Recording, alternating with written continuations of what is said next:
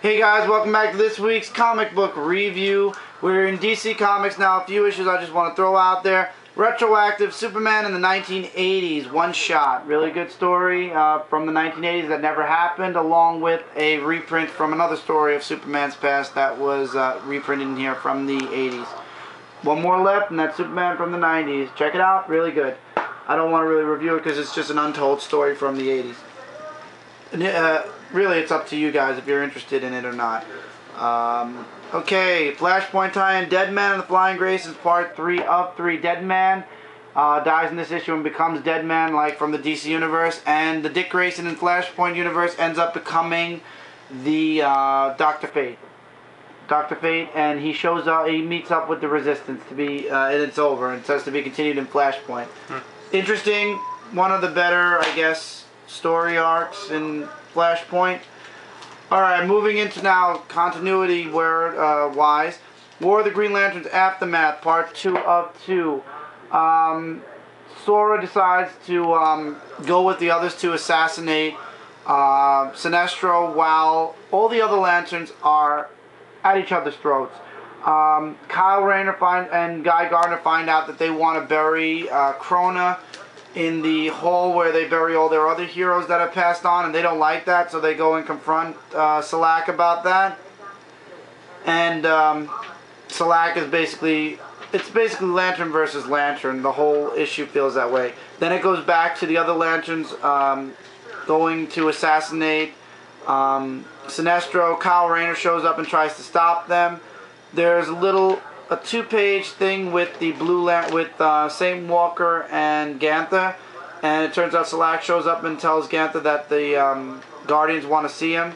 Then it goes back into the fight between Sora and Kyle Rayner, who knocks them out, who knocks Sora out. Then the others try to shoot him. They miss. They shoot the door to the chamber where the Guardians are, and this is what you get. Turns out they're literally torturing Sinestro to try to get that ring off of him. And basically the Guardians decide to send all of the Green Lanterns except for the Alpha Lanterns back to their respected sectors I don't know, do they want to send them back just so that they have time to figure out what's going on? I think they're just completely confused at what's going on with the Green Lanterns and Hal Jordan and everything. So they send everybody home. Except the Alpha Lanterns, who stay on Oa.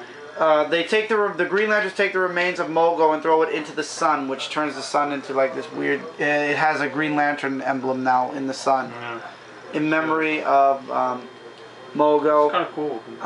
Ganther gives Krona over to Atrocitus, which I think is kind of bittersweet because Atrocitus wanted Krona's. He wanted to be the one to kill Krona, but I guess he has Krona's dead body. I have no idea where they're going with that at all. But then the Guardians show up and said they had to discuss something with Ganther, and Ganther thought it was about Krona, and they're like, no, and they have this evil-looking look on their face, and it says to be continued in the future. It says the end for now, and then they give you that Flashpoint thing where they're showing all the Green Lantern issues coming out soon. Green Lantern's virtually going to go untouched. From what I see, Green Lantern's going to go virtually untouched. The stories are going to continue along, just become renumbered. They're just going to be renumbered. So, whatever's going on in Green Lantern right now, guys, don't worry. When the relaunch happens, or the reboot, or whatever the hell you want to call it, Green Lantern's basically going to go unscathed. It's kind of sad, because that's pretty interesting. It's going to go, no, it's going to be the same. It's going to continue on. Perfectly. They're not going to reboot this. Green Lantern's not going to be touched, and Batman's not going to be touched. It's actually pretty good. It's doing good. The only thing they're going to touch, watch, they're touching the Superman franchise, and they're touching the franchises that aren't doing well, Wonder Woman, etc. Well, Superman, you've been discussing. Right, you haven't been here for 2 months. Basically, the relaunch is going to relaunch the characters that, in DC's opinion, suck.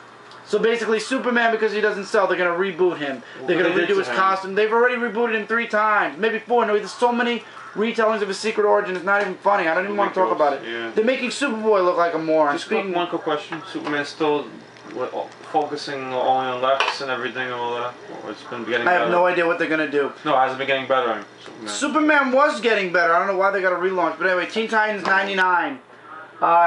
Superboy versus the 3 clones of Superboy Prime. releases onto their world. Really, it doesn't focus on that though. It's back to the Teen Titans versus the villains that Superboy Prime released on the Earth. It turns out Superboy assigns Headcase to destroy Titan Tower. He wants to destroy all the symbols on the what did he say exactly? He feels that if he destroys all the main symbols on the Earth, that he'll be able to go home.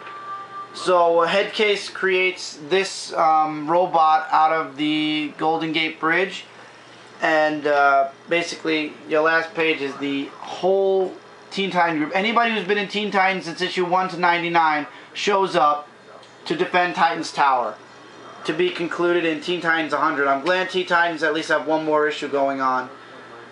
So it was kind of cool seeing the old-fashioned Superboys again, but unfortunately, yeah, the Superboys basically get knocked out pretty early. They just get taken out, and you don't see them for the rest of the issue. Then it's all about the separate Teen Titans versus their counterparts from all across the universes. And yeah, then it goes right to Titan Tower. So believe me, you can get through this issue really quickly. From point A to point B, it's really gets by really quick. It went by really quick, in my opinion. You can get through this issue in less than 5 minutes. It goes from point A to point B really fast, and really not much happens in this issue. It's a lot of fighting, and it goes right to Titan Tower then. Action takes away. So I'm looking forward in 2 weeks to Teen Titans 100, which is where they're going to leave Teen Titans. Cool. Now, finally this week, the two comics that will not be continuing anymore after the reboot. The final issue of Red Robin 26. It's all about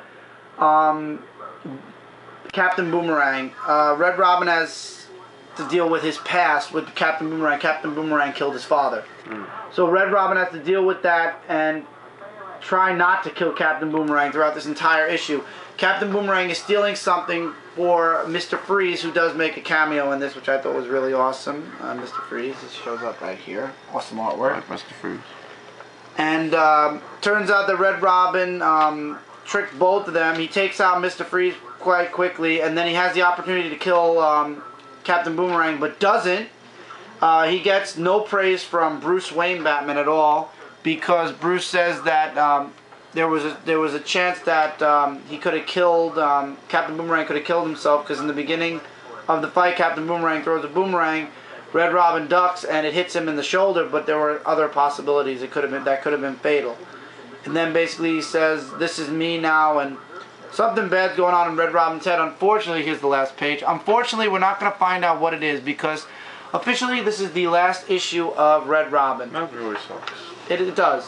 Because in a flash, everything changes. Can't even call it a cliffhanger, because we're never going to know. No, we're never going to know, because now Red Robin's going to be continued in Teen Titans. No more Red Robin. And this series was really awesome. I would have liked to see what happens next in the life of Tim Drake, but unfortunately, now we won't, because they're rebooting and Red Robin is not in the slate, at least for the first 6 months. Will Red Robin come back? Possibly. I don't see a lot of the first 52 issues making it. Mr. Terrific is not going to make it. Aquaman probably won't make it. And then they're going to need more series. Bring this back. I like Tim Drake. I like Red Robin. The series in whole was awesome. I missed out on maybe, in total, 10, 12 issues of the entire Red Robin series. Not 10. Maybe about 7, 8. 7, 8 issues of the entire series, which I actually regret now, because the series was awesome. I might go back at some point and pick those up. But yeah, that's Red Robin. The end for Red Robin. And another comic that I've enjoyed for a long time was actually suggested to me by my friend Chaos. Booster Gold 47 concludes Booster Gold. Booster Gold is captured by the army, and the army wants to know who Booster Gold is, and they want to know what's going on. They also have Alex held captive. Booster Gold, for some weird reason, frees Doomsday. I don't know if it's by accident or on purpose, but Doomsday breaks free and basically decimates almost everything in his sight. Then Alex gains control of Doomsday and, in a very horrific way, has Doomsday kill himself. I won't show how. You got to read it to believe it. You really do. Then Booster Gold finds Flash, and they go after Flash. There's a little bit of like army, like Atlanteans versus Amazons. Alex gets shot, and then for some weird reason, Booster Gold gets sent back to Vanishing Point, which now for some weird reason exists. And then it turns out that Alex was sent back to the past, and she's the one that wrote on the blackboard in the first place. It wasn't Rip. I thought it was Rip that wrote on the blackboard. It turns out it wasn't. Dan Jurgens' artwork is awesome. Always has been, always will be. But unfortunately, Dan Jurgens didn't do the artwork for most of the book. Most of this book was drawn by, I believe, somebody else. Let me see. Go back to the beginning. Here we go. Pages 18 through 20 were 1 through 17 were penciled by Don Ho, H-O, and then the last couple of pages were penciled by Dan Jurgens. 18 through 20 was Dan Jurgens. So from this page, which was actually my favorite part, where he goes back to, I love this picture Dan Jurgens drew, which is where he went back to Vanishing Point, all the way to here was Dan Jurgens. So Dan Jurgens did a total of 3 pages out of the entire series. And then once again in the Flash, everything changes, and you'll be seeing Booster Gold in Justice League International, which Mike is doing. You're doing it at Justice League International? I think I am. Or no, you're doing Dark. I think I chose to try Justice League International. Oh, wait, the Dark. Yeah, that's right. Right, so Booster Gold, two series we will never see again, or at least not for a while. Red Robin and Booster Gold. Both were awesome series, yeah. And unfortunately, Dan Jurgens is actually going over to Justice League International, so he's going to be doing the next stories with Booster Gold, even though it's a huge group of people. So Dan Jurgens is following Booster Gold into the new series. Red Robin really has a good story. You're never gonna know. The problem with this DC Comic relaunch is it's not really a relaunch. They're relaunching the entire universe, but if you really look at it, they're not relaunching the entire universe. Batman's going practically unscathed. His costume is changing. A few costume changes, but the story stays the same. And Barbara Gordon is returning as Batgirl. Green Lantern is going completely unchanged. The stories are continuing directly after what happened in the current story. So they're staying the same. Justice League is changing. It's going back into the past. Justice League International is, I believe, changing too. And Justice League Dark is a new Justice League team that's starting up. So some continuity is changing and some continuity isn't. Well, it's not an entire reboot. Superman's a reboot, complete. His costume is different, his story is different. Same thing with Superboy and Supergirl. So anything that is Superman is being rebooted. Sometime towards the end of this year or the beginning of next year, they're bringing back Man of Tomorrow. So there'll be a third Superman title. That's cool. I don't see how this can be a complete universe relaunch though, because it's not gonna work. A lot of people are going to get pissed off, and I have a feeling this isn't going to stick. It is a mess. And Marvel's making fun of them by changing their Ultimate Comic Spider-Man instead of their real comic Spider-Man, saying, ha ha, we still have the original Spider-Man in his original suit.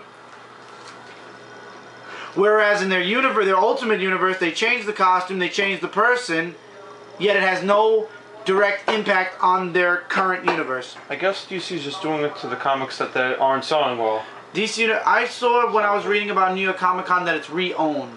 I don't know if somebody bought out DC Comics. Possibly, and they're doing this. And that's terrible. Well, they're making it's a huge mistake that I hope they fix sometime in the future. Yeah, it's gonna hopefully it's fixable. Okay, let's get through this week. 7 more issues to go, episodes to go, and then we are at episode 100. Oh yeah, congratulations on 300 videos. Oh, thank you. Okay, Booster Gold 47 is an absolute grab. Red Robin 26 is an absolute grab. Teen Titans 99 is awesome. Check it out. Green Lantern Aftermath, War of the Green Lantern Aftermath, Part 2 of 2. Awesome. Check it out.